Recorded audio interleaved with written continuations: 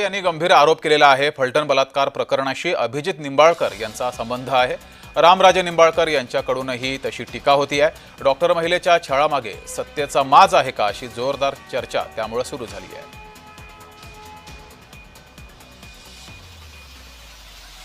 जी माहिती आम्ही घेतो की या ठिकाणी प्रचंड प्रमाणात राजकीय दबाव सातत्याने सगळ्या अधिकाऱ्यावर आहे।